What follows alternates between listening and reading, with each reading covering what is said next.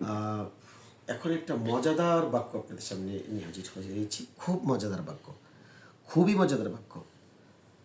আমরা বলি না যে আহ, তোমরা বাসায় আগামী সপ্তাহ যাবই, এই বলতে বলতে একদিন, 2 দিন, 3 দিন, 4 দিন, 1 বছর ঘুরাই ঘুরাই না?